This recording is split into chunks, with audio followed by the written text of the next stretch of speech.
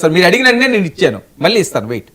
ఎందుకు భయపడుతున్నారట సార్? ఒకటి, ఇక్కడ ఆ వైసీపీ వాళ్ళు నరుకుతారు, లేకపోతే జగన్మోహన్ రెడ్డి గారు నరుకుతా అన్నారను, లేదు వాళ్ళకి చప్పట్లు కొడుతున్న కేఎస్ ప్రసాద్ గారు అన్నారను, ఇక్కడ భయపడి కాదు. ఇక్కడ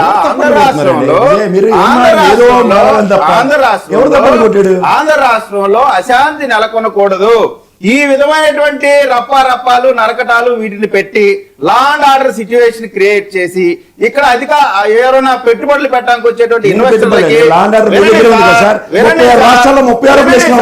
ప్రయత్నం చేస్తున్నారు.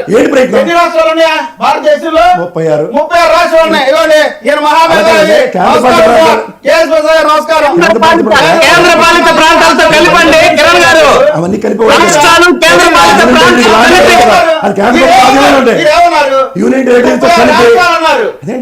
రాష్ట్రాలు అన్నారు కాబట్టి దాని గురించి వదిలేసి ప్రాంతాలు అన్ని కలిపండి కిరణ్ గారు తెలుసుకోండి.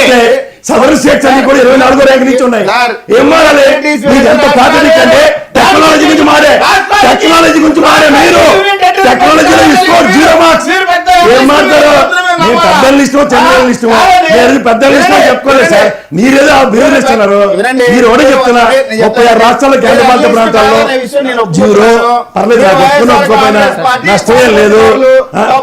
అలాగే మీరు తెలుగుదేశం పార్టీ అన్నిస్ట్లో కూర్చొని ఎన్కౌంటర్ చేస్తారని వచ్చేస్తుంది. ఏం తప్పులే, నచ్చింది కదా మీకు నచ్చినప్పుడు జగన్మోహన్ ఎలక్షన్ క్యాంపెయినింగ్ దాన్ని ఖండించండి.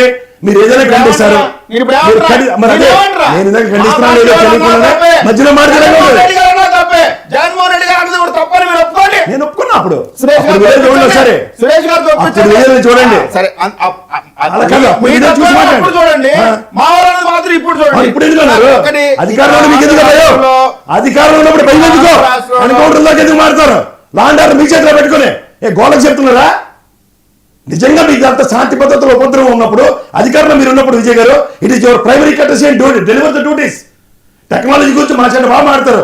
Technology score 0 marks national wide చూసుకోండి ఒకసారి. మీరు ఏం చెప్పదలుచుకుంటున్నారు ఇప్పుడు?